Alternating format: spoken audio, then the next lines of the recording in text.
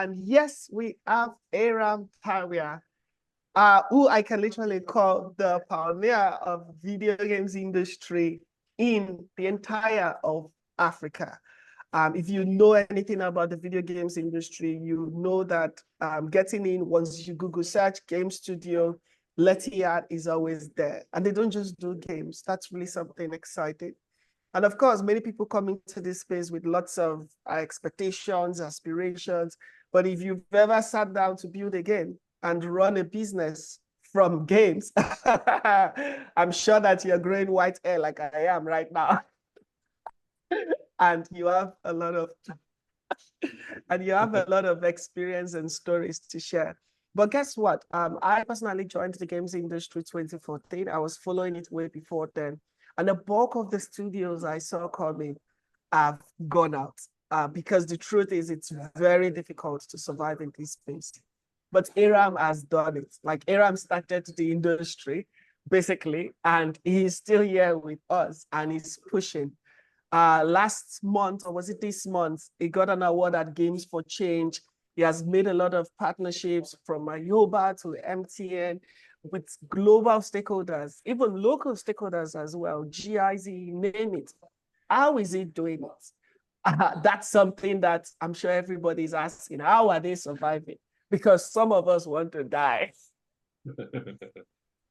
Right? But one key thing we'll be discussing today, however, is the fact that when we went to Ghana, was it May or June? I can't even remember. I think it was June. When we went to Ghana in June, yeah. I met up with Aram and we had this conversation and something exciting came up, which is when we're publishing games, the bulk of us are thinking of the main store. I mean, it's either, if you're a mobile developer, you're either looking at the Android Play Store or the iOS store. If you're a PC developers, we're having more right now. People are looking at Steam. Steam has banned Nigeria because of our bad behavior. But then we have means of smoothing that right now because we have more and more Nigerians putting their games on Steam through Africa Communicate and Games Industry Africa. Or you're looking at Xbox, or you are looking at, I don't know what other store. And over the years, we've had some startups come up to say, hey, we want to build our own Made in Africa store. We've had Afric Games. Now, this is going to be OGs. You might not know this, but as late back as 2014, 15, there was a West Africa Gaming Expo. And those people there were one of the first people I know that built an app store for games from Africa. But beyond that, we've moved on to have Gway.io. That has also gone through a lot of changes and stages. And now we have the Gaha store mostly. And the big point is when you're publishing or promoting your game, I'm sure you have lots of questions. I'm sure you're wondering, you have lots of goals, right? For some people, it's to get downloads. For some people, it's to see how to monetize. So today we're going to be discussing about exploring other publishing means. Because if you're going there to fundraise, if you want to run a sustainable business, you need backup of data, of networks. You need to be able to show the investors that what you are doing has life. People are actually interested. And we know how competitive the stores are right now. And Aram has been doing something really amazing with it. So I said, you know what? Let's invite him to have that conversation. So Mr. Chief Aram, please welcome the stage. Hey, I salute to my bosses, my two professors. All right. Thanks so much for having me here. I'll say once again, because I've seen this face on a lot of different platforms, but as ARC Fellowship, I'll say I'm really, really happy to be here and to share some of my experiences.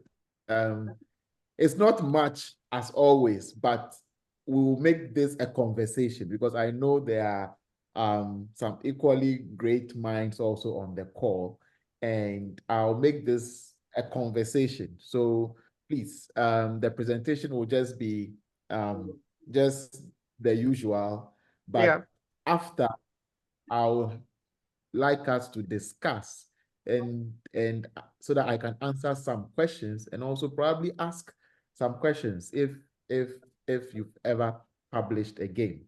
But today, if I should share my screen, do you see my screen? Let me see. Yes. Yes. Yes, we So can. today all right. So today I'll be walking you through just some of the things we've been exploring for mostly last half of last year, the last quarter of last year till now. And as Michael mentioned, if you are a game developer here, it's super difficult to put your game out there and actually make something out of the game, right? Through the two big traditional stores that we know. But how can you, most of the people go like, hey, give us traction. Then you make a game on the Play Store, then you only have maybe 10 downloads or 20 downloads, and you start spending money sponsoring to get some downloads and all that. It's all a headache, right? So some of us, we've been exploring how to still get traction or get some engagement around the game for you to be able to make it better. And then you can also submit that for investors to see before you invest some dollars into sponsoring your games on the traditional stores, because of course they need to be there as well as a point of like showcase, right? If the games are on shops that cannot be accessed by everyone, you still need it to be on the two top stores so that you can point people to it. Though it will be recording 100 downloads or 20 downloads, you may have made maybe 70,000 downloads somewhere else. So that's what we've been exploring. And through my okro mouth to Michael said, okay, this your okro mouth will kill you, so come and kill us here. And that's why I'm here. All right, so I'll quickly dive into the presentation. I think just for those who don't know who I am, my name is Aram. I've had over 20 years plus experience on the African video game development scene. We started Leti Art since 2009. We have offices in Ghana and Kenya.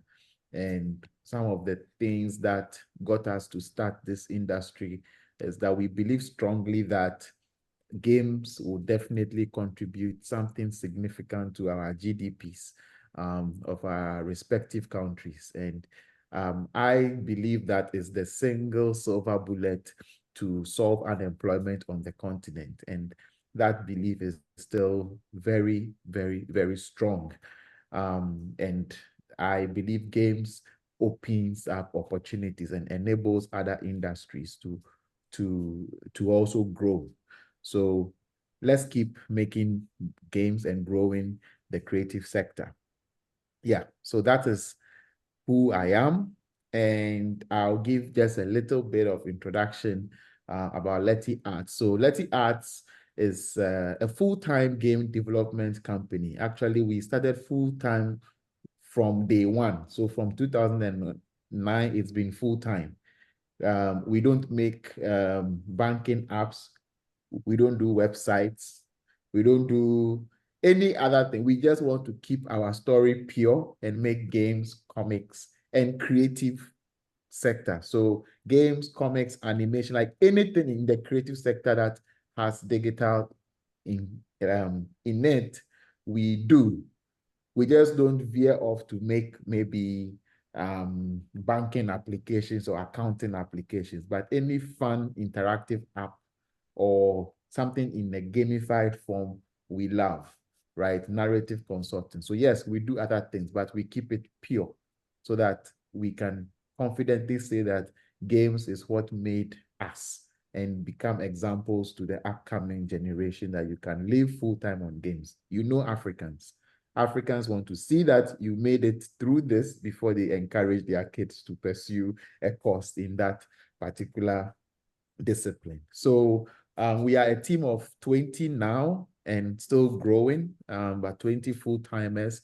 And yeah, we do work with contractors. So sometimes we are 30, 40, depending on the project that comes around, but mostly full-time 20. And we have the whole value chain in production in-house. So from developers, art, marketing, UI, UX, narrative, everything is in-house except sound, which though we have people who do sound, but we normally use studios and partners and indies who love to build sounds for our games.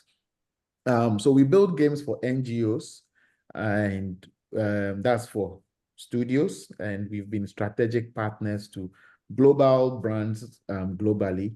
And we just launched a game with the World Food Program today, which is I think from the news. Just follow as you see some reels that I'm posting about how the launch went, which is a nutritional game. So we've been privileged to be associated with some of these brands, or we've done something creative. All these logos you see, we've done something creative with them.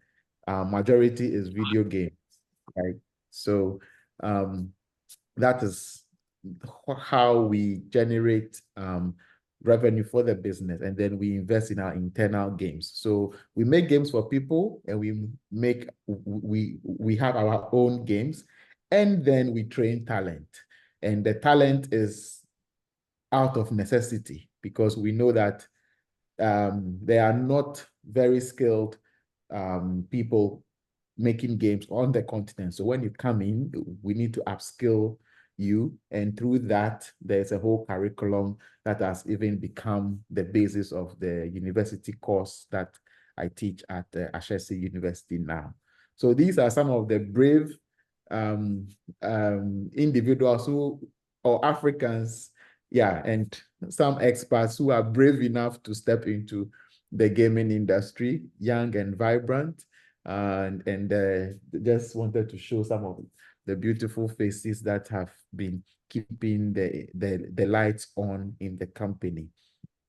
So we have some popular franchises, Africa's Legends, which we made way back in 2012, but redid it some few years, I think just 2 years ago, and have been seeding the new one out gradually, which is still under development. And we have our very unique Swift that also came up earlier this year, and also making waves in the esports community. And yeah, so I'm happy to share what we are doing with it. Though we still need publishers, we've been able to get some small numbers that will gear us up to actually post it in front of investors, God willing.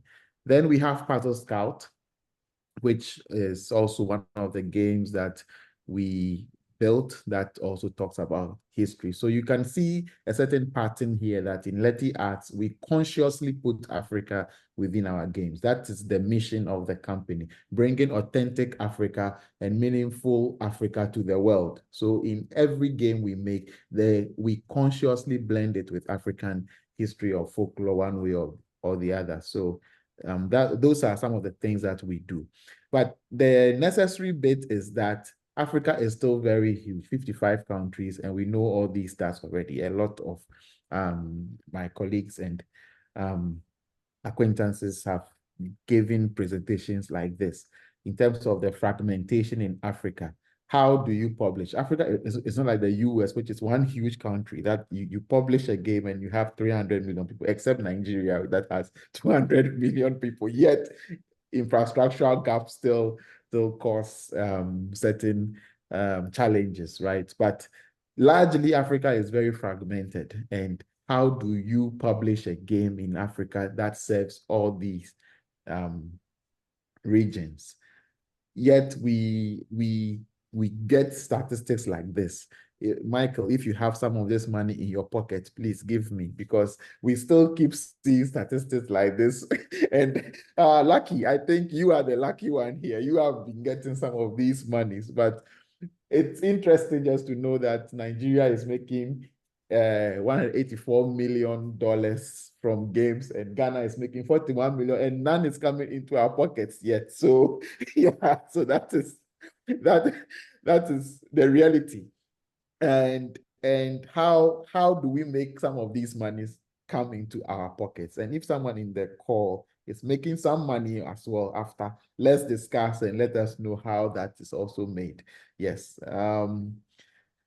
But we know that there are a lot of IPs, a lot of studios have now sprung up, right? This map makes me happy all the time. And the report that came out from Malio and other from PAG and all that, you could realize that the industry is ripe, right? It's growing very fast, and we are creating more and more and more IPs. And we keep singing the songs that when we publish into the known outlets, we get swallowed, right? Supercell is making 1 billion downloads and you are making 1 download or 10 downloads, right? And you are all having the same Google address. You are all having the same Apple address, yet someone is making it, someone is not making it. How can we also be competitive without necessarily having to get investment or having to get a publisher? It's super hard. And trust me, what I'm talking about here today is not like the silver bullet. It's something that we've been trying, and probably if we now put it out here, more of you will know about it, and we can discuss and see how to even make it a norm, or probably some of you can start even a business around that, and it could also become something. You can be collecting games and putting in these stores and still giving traction, right? So I'm just putting it out there so that the community will just know about it and we can see what to do in future. So we all know that the music industry sells very fast, and the movies, like they have certain outlets. Currently, I go to Spotify, Apple Music, and all that. It's working, right? And there are a lot of other outlets. And the music, though their revenues are still very small as compared to the gaming industry globally, they still have a way to sell, right? And our industry will definitely help them more, right? But they still face a lot of challenges. However, it's better than us game developers. And when we make games, we have a lot of challenges. The first is limited access to high-speed internet. Like, as I'm speaking now, I'm worried. I have two fiber lines in my office, Wi-Fi, yet I'm using my hotspot. None of them is working, right? And then it is so expensive to develop. I can tell you for a fact that when we are making a game here, from the resource bit, for instance, there are excellent artists in Africa, right?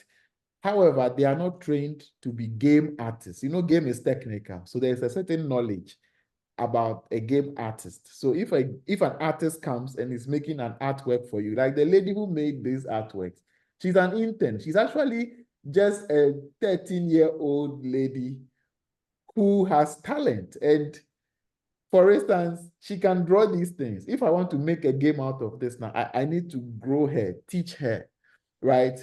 So let me just mirror it. Don't think about the age that I mentioned. So let's say there's an artist who worked in a bank and was doing graphic design for them and heard about a game studio and wants to now do game art because he can illustrate. Then you hire this guy. The bank was paying him, say, $1,000, just a mark, right? Not that we have $1,000 to give out, but then just $1,000. Then he comes into the game studio. You cannot pay him $500, though he's now coming to learn how to start making game art. But because he has the talent, you still have to pay him the 1,000. And it may take 6 months before he starts producing what you want him to produce, right? And by then he'll be asking you for more money, or someone will be poaching him after you have taught him, right? So these things alone make development in Africa high. That one alone with the resource bit before the distribution, marketing, and all that, right? So just this explanation should let you understand how difficult it is to do that here. And of course, competing with the well-established companies, that's also a very problematic one. And then the license issue. As I'm here, anytime that I think about 5 years ago, I got a letter from our National Folklore Board that I should come and pay $5,000 a year for using Anansi and using folkloric symbols of Ghana. Like, guys, you know, so a body like this, they didn't understand. All they knew is that somebody is using Anansi and they need to make money from it. It's not right. So I had to explain to them that, hey, the gaming industry is not starting. And we need these stories to actually grow, like Thor and all that. When we make the $10 billion, we can pay you your $5,000 every month. But now, they still don't understand one way, but they advised me to start an association, and that association can make a case to Parliament, and then Parliament can understand it and change the law. And that is how come we started the Gamers Association in Ghana. So now we have a Developers Association in Ghana, and these are some of the things that the body will be fighting. Yeah. So we know that the current landscape for publishing, Play Store, Steam, Xbox, PlayStation, App Store, these are the usual outlets, right? But what if I told you that there are a lot more other stores, right? A lot more other stores. For instance, we have Gara that my friend Teddy wants to use to compete with these stores, like an app store, right? It's also doing its work. It might be struggling in its own bubble, but it's doing well, right? You have some APKs there, and it's serving a different demographic, which is working. It's an app store, right? So if you don't know about it, Gara is an app store that you can also submit to. Then we know Ayoba. Ayoba is from MTN. It's growing very fast. It has some HTML5 games that it introduced. And it's been very remarkable. If you're an HTML5 game developer, Ayoba is a platform that you may have to look at also to get some traction.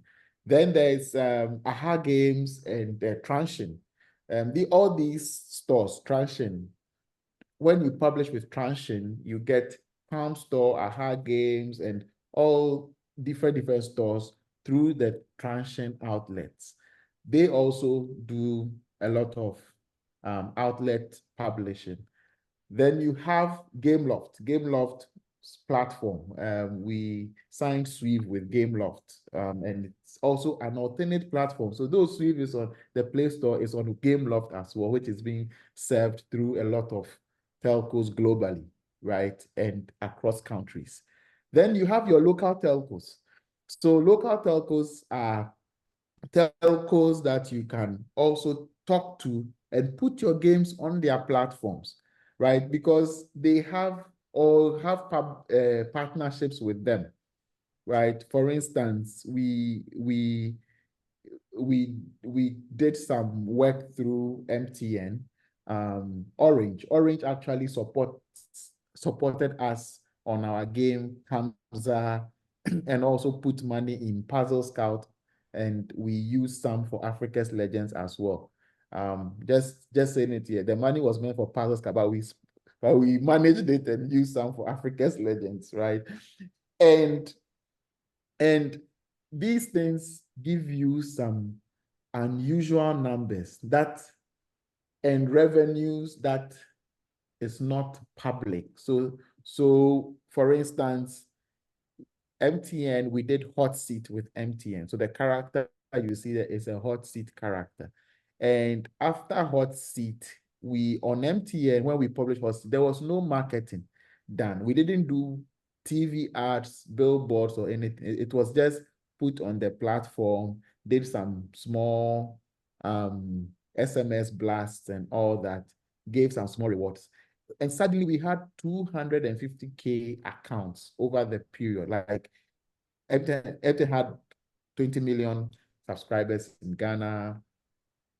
Out of that, they have 12% data users, 8% are active. Like, all those kind of things. We had to look through it. And through Hot Seat, which was a trivia game, we got some traction. So now on my investor deck, I can say that Hot Seat has 250,000 people, right? Even though Hot Seat service is down, we still have 270,000 accounts, phone numbers in our database. So they can become a seed for selling other games. So for instance, if we want to launch Swift now, we can blast SMSs to 250K people whom we know are gamers or who had engaged with a game before, right? Though the money we made from Hot Seat wasn't very much, it was still very significant for us to use as a learning curve to come back again. Then we also tried Swift on Ayoba as a microsite. So Swift, Ayoba, it's not published officially, but as a microsite, that is, you can list your game as a microsite on Ayoba which will be managed by you. And we got certain tractions. Like you can see, we have like, and these 2005K players are like monthly, daily, and the microsite is only available on Android. It's not on iOS, right? And we are not even pushing that to say that, hey, go and play the microsite. So microsite is like self-publishing, like how Google Play is, right?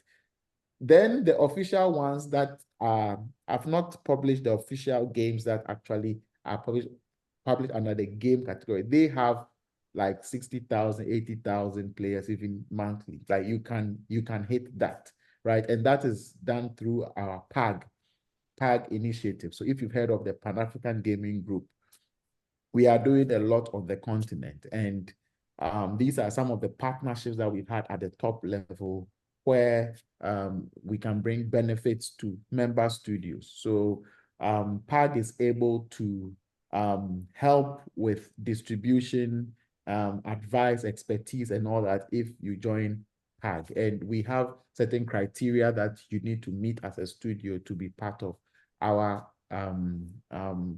group. However, it's a professional body. We do co-productions, we publish games, and we are across 10 countries. So when you make a game, automatically you can cross. I can call Kenny Games in Ethiopia that, hey, I have a game. They just did some TikTok games and they can put it on their TikTok game and distribute in Ethiopia. So those are some of the advantages that you get when you are part of the Pan-African Gaming Group, right? So then what you see on Transsion is we had a partnership with one of our partners, Relario, which can also be the way to go. That'll be my next slide before I end, and then we can have a discussion. So these are some partners that we have engaged with over the years. We've not done anything officially with CarryFirst yet, but probably soon. We may explore their stores to sell some of our packs through the store. Probably them and X Solar, they also have similar outlets that that we can explore. Huawei also has a platform, Ayoba, which I've just mentioned through PAG. Gameloft also is a good partner. If you have an APK, we can write to Gameloft, or you can use our account. So know that studios, partnerships with these outlets, automatically we become publishers as well, right? Automatically we become publishers. It's just that we've not invoked that wing, but we have the power to have a tripartite, like have a third partnership with you, taking your game, and then we agree to put our logo, maybe published by Letty, and then we use our account to do the publishing through Gameloft. So Gameloft has given us that power. So if you have a game that you want to publish or try out the Gameloft store, you can go through us at Letty, or I can elevate it at the PAG level as well, and then we can also publish on other platforms. Because most of the studios, member studios, have outlets or similar deals like that. So I can say that we are kind of publishers as well. So not officially published, maybe made known, but we can make it happen. Then, so Relario is also a service, a payment service, but they have APIs that you can integrate, and then they can help you also publish your game. That model is something that we can also explore as developers. There are a lot of companies who have payment APIs and may have marketing budget sitting down. Don't shy away from them. When a company like that approaches you that, hey, integrate our payment API, ask the business questions. Ask them, when we do this, how much marketing? What can you guarantee us? Which territories are you in, and all that? Most of them are very legit and also very serious business people. So if you are able to have partners like that, you may also be able to publish your game and get some traction and some money for your games. Then, of course, Gara and the rest. So these are some of the approaches that you can take when publishing your game through different outlets without having to go through Play Store and App Store. Note that Play Store and App Store at Letty, we use that mostly as the showcase outlets. Then when we have some marketing budget, we market those through Instagram, Facebook, and all that. But we normally start exploring such partnerships, start traditional partnerships to get traction, to get downloads, to get feedback on our game mechanics before we make the right updates onto Play Store for our audience and fans and community to enjoy at a broader scale. So that is how the landscape is. And before I end, there's one thing that you can also explore in Africa, which is partnerships with brands like these. Like, for instance, you make a game, you can approach maybe an EdTech funding body, probably USAID or UNICEF, and enter into their incubator programs or associate with them one way or the other. Then you can leverage their marketing of the acceleration program to give your game some leverage, right? It's a bit simple, but sometimes when I say simple, not in terms of making the deal or how I've said it, it's like, it's obvious. It's a bit obvious. I think the word is obvious, right? But they help. They do help. Okay. All right. So thank you very much. I would like us to just converse, answer questions. And then if you also have some experience, you can put on the table and we can discuss. Thank you very much. And I'm done with the presentation. Yeah, thank you very much. All right. So thank you, our Honorable Aram. It's been an insightful session so far. We've I've learned a lot from your history, what you've done in the gaming industry in terms of game development, in terms of the opportunities you've created yourself, and I would say you've really done a lot, and I'll commend you for that. And so I've seen for me, I've seen different mediums away from Play Store, away from App Store, away from Steam, PlayStation, and the likes. I'm getting to know somewhere like I know I've heard about Gara, but today I'm hearing about the AHA games and others, and it's quite interesting because sometimes you can just be locked to one knowledge, one set of information, and you fail to realize that there are other options, right, which you can which you can use to like create traction for yourself. Because at the end of the day, what investors are mostly looking for most of the time is traction, right? What are the numbers? That's the fact that is one of the questions that you ask. How many people, how many downloads do you have? How many people played your game? What's the revenue and all of that?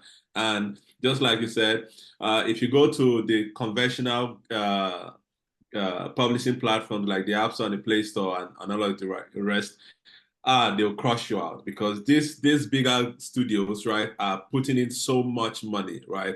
And the truth is, this publishing, this like the App Store and the Play Store, what they do is they give consideration. The algorithm gives consideration to those studios that put in so much money, like in terms of marketing budget.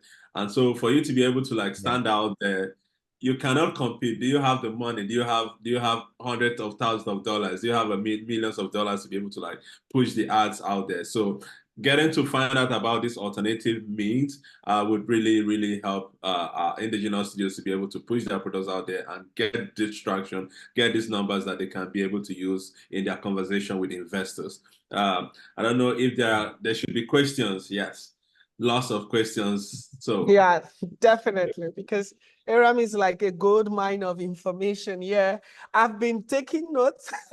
Like there's so many things that has been mentioned, and I even love the fact that it was very free, speaking about working with nonprofits, working with educational institutions, going out there to enter accelerators. This is something a lot of people did not know. Now, I mean, even in Ghana, we have Onyx Studios, is a part of UNICEF Startup Lab. That's amazing. And look at what is happening. In Ethiopia, just last month, I was with Abi from Ethiopia, right? And he's in the MasterCard EdTech program. So game development in Africa cannot be treated the same way as game development in the West because our environment is different. And we need to become business people, not just creatives. We need to find ways to hack this industry for our market. And yeah, you shared so many amazing stuff. So we'll just leave the floor open now for questions. If you have questions, please. You might not see this man again. He's always traveling. So please, I will remember we're supposed to have this last week, but this man is a busy man. So ask your questions right now because hey, I can't give you the answers he can give you. He has a wealth of experience and it's really interesting. Yes, okay. Hello, good evening. Thank you for the presentation. I am so happy to see it because there's some information I've been looking for that is there. Oscar, please make sure we get this slide. My question is about Ayuba. What, and I know can you shed more light on Ayuba and the revenue, how you generate revenue if your game is on Ayuba, and what are the requirements? I know you mentioned something about hosting it free. Can you shed more light on that? And what kind of games are limited to go on Ayuba based on your experience? Okay. Yes. Then my second question, can I ask the second question? My second question is regarding you said you did something with MTN. I'm guessing that is separate from having what you did with Ayuba. How did you get to do that? And what are the, if somebody was to go in that direction, what are the tips you can give for somebody to see how you can do something with MTN like that? Okay, all right. So with the Ayoba bit, just a monetizing platform yet, but it's a very good traction builder.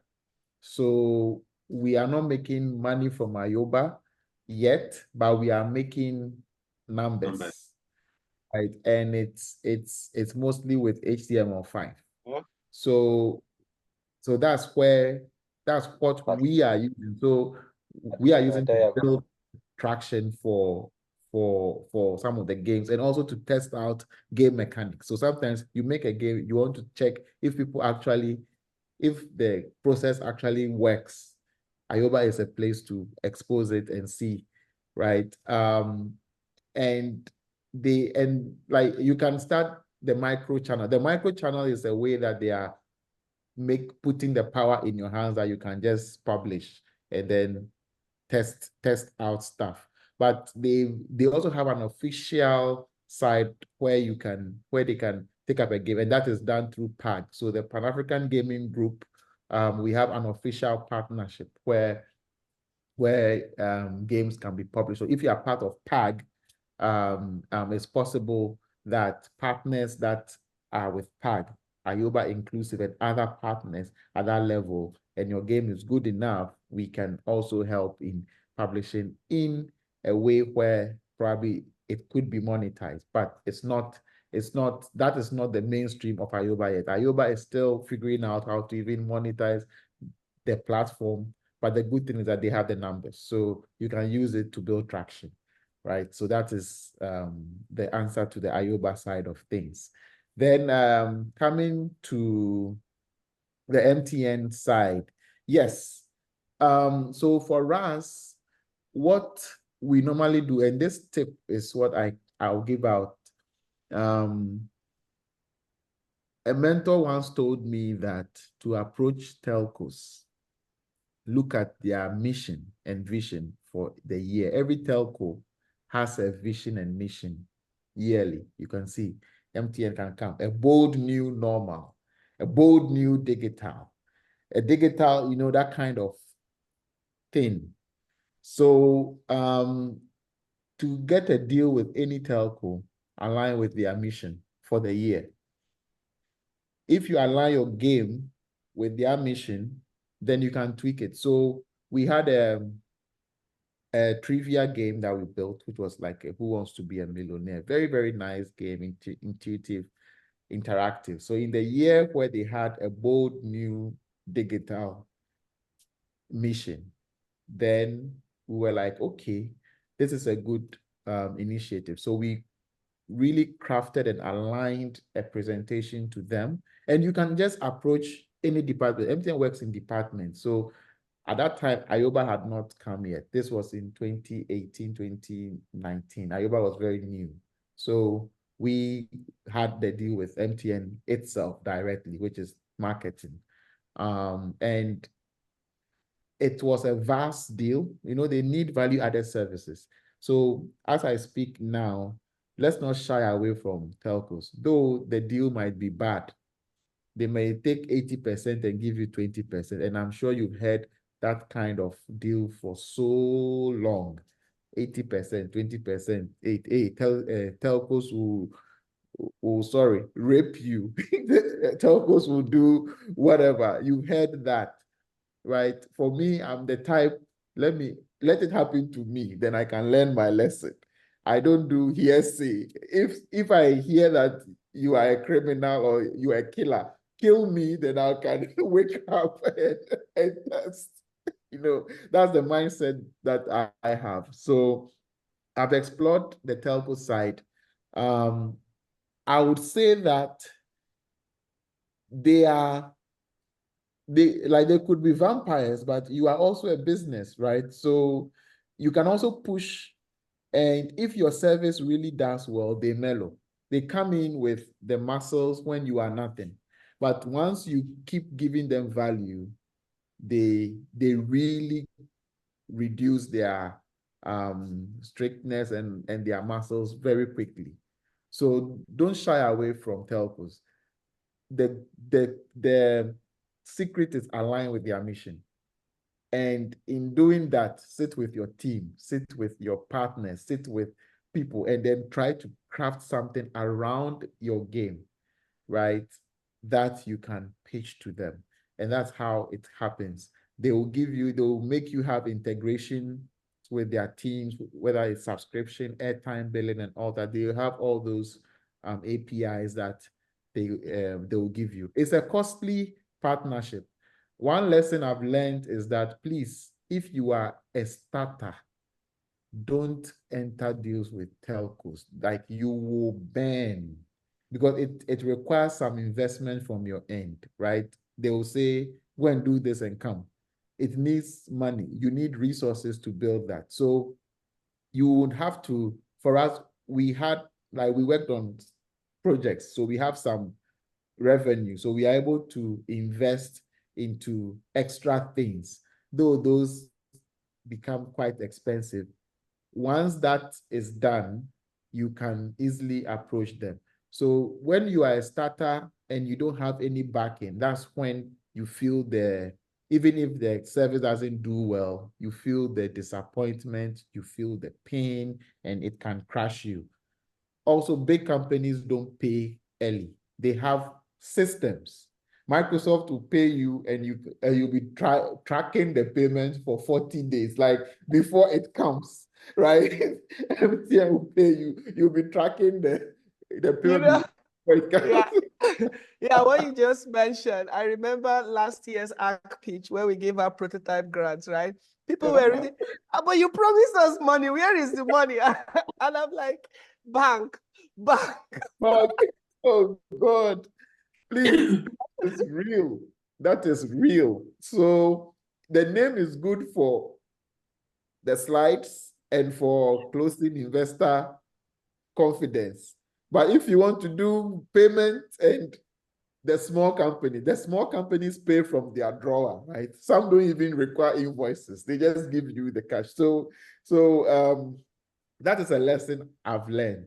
It's good that in a year you can have maybe one big company you work with for your profile, or two big companies.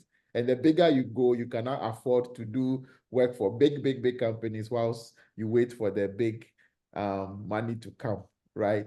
And then you use the smaller ones to run the business because they pay fast. So if you are a consulting company, or you are a game company here thinking to do some consulting work, let that be in your mind.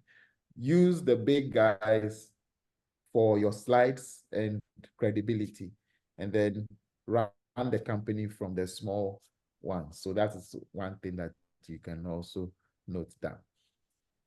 Yeah. Wow, interesting. See what I told you guys. Ask your questions. This is a gold mine. This is the day. Michael Oscar, change your name. Change your name. I don't know how you ask your question, change your name. change your name. Yeah. Yeah, so this is a huge opportunity. So please make use of it. Ask those questions, because the truth is, it's almost like entrepreneurship and startup, right? Everything you are going to experience, somebody has experienced it. And we're talking about now, you guys have AI and everything that is even making the field more competitive. But before you build a game, somebody, a 10-year-old, has built 3 in the US. You're still fighting with power and all. So you are going to experience many things. And I can assure you, Aram has experienced a lot. So please ask those questions. Anything that is burning, especially on the business side, even on the creative side, please ask those questions. Hi, Aram. I was with Aram at African Games Week as well. So, but I didn't ask one important question regarding the African games industry, because I have some experiences within other startups and business institutions in some other continents. So every business has, for every successful business has a community within their niche or reach where they are. So where is the community for African games industry, so that where a large number of people can test your game, can play your game, can give comments on your game beyond just making just or aiming just to have some amount of money. If there is some community, just because I have been in the African games industry, in the Ethiopian gaming industry for the past 6 years. Yep. So sometimes we get clients saying just kinds of things, but one of the most the difficult thing is just extending our market to some other countries.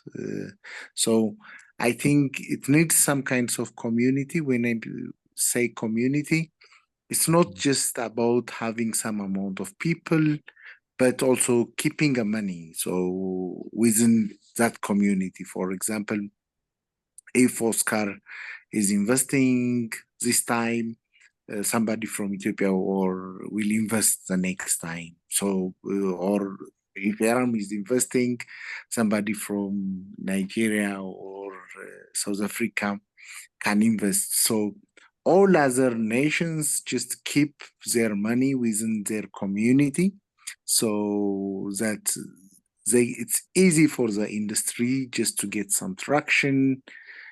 So when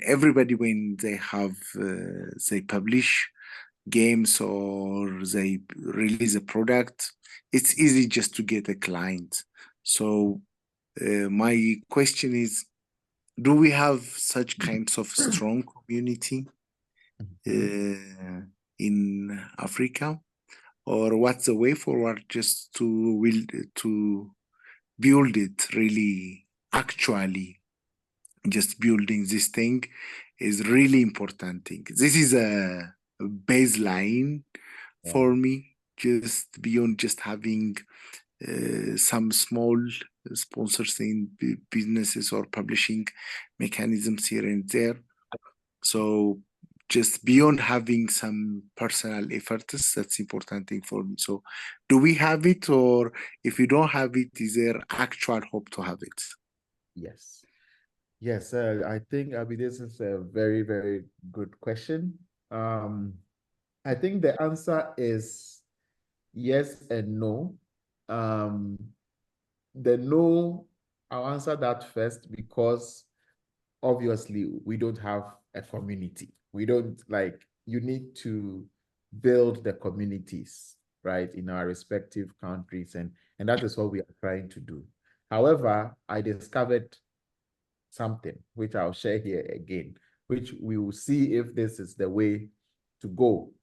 So I realized that esports was growing and is building huge communities like around Call of Duty, around FIFA, around they have huge communities and it's growing very fast, faster than us, the developers. So what I decided to do is to why not sponsor some of these esports teams, so that I leverage on their community. So I identified a very vibrant esports team, one of the biggest in Ghana, and I sponsor them.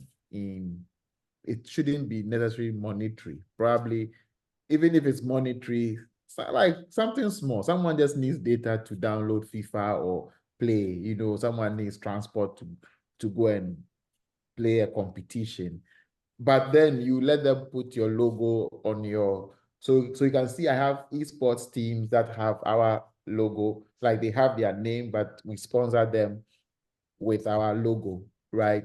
And the deal is they have about 70 professional game players in their professional team. The deal is they become our testers and they consciously have to play our local games or test games for us. So the game we just launched with WFP, which is a client, we needed testers and I had to approach them. You need to test it for us, right? And I wanted to give them a first business, though it didn't work because probably they didn't want to pay. They wanted free pay. But these are problems that we are solving. Companies need to know that testing also pays money. So next contract, I'll tell them, hey, we have a group of testers whom you can pay to test your game for you, right? But then just back to that. So I have this esports team, and they are there for me. If they are having competitions, they will add one of our games, Swift, to play it competitively. Whether it's played by one person, two persons, we give out rewards to them as well. We give them like something small. It could be data, it could be 50 cedis or $10 or something, but then it's part of their culture. And the esports teams also announce how they announce players that, oh, this player just joined this esports team to play FIFA. They also make the same poster for our games that this player just joined as a Swift player or as an Africa's Legends player. Once we start doing that, then we are building a sense of community and ownership. And we have to consciously do that, right? So I've been saying this a lot. I think I've told other colleagues of mine like you that, look, let's get dirty with esports because guys, these guys are growing. They are playing better games than ours. How can we tag along? How can we tag along them? If the FIFA champion is also good at a mobile game that Abi, you have made, he will carry it along when he's on the stage as a FIFA champion. He will mention that he plays this game as well, or they'll list it as part of the games that he plays, right? So that is how I'm building a community, and I'm part of their WhatsApp group. Is as busy as hell. I joined Discord, and then I created also the Letiverse, a community now, which is a conscious community on Discord, and I've made all of them join the Letiverse. At the same time, other esports communities too can join the Letiverse. So that is how I am building the community. It has not started converting yet to give us revenues, but with time, the right game is going to start resonating with the community. So and who knows, it could be your game that will, like, they will jump on and blast all over, but that is my mindset towards the community building. Yeah. Yeah, very insightful. Like I said, today we are getting gems. Yeah, and community building is something very important. A lot more studios are having to build their communities. I know VCD has a Discord server and is in like many WhatsApp groups and all. Sometimes, I mean, like 3 or 4 of the WhatsApp group is in, and when he pushes an update to the 3, I'm getting 3 updates. I'm like, oh, this man again. So I want to keep it. Yeah. And yeah, I think eSport is really a very strong way to go. But as we all know, our industry is emerging, so you need to also be proactive as the organizations that are trying to help. And I know in Nigeria, Kumi is trying to effectively or proactively bring the esports and merge it with gaming. At their events this year in November, we've already started in a couple of events. I know we did for Announce On, where we use the game for esports competition. Yeah. In November, one of the biggest esports competition is coming up with like a 10 million naira prize pool. And Nigerian and African games are a part of that. Very, very exciting. And we are putting prize money to that as well.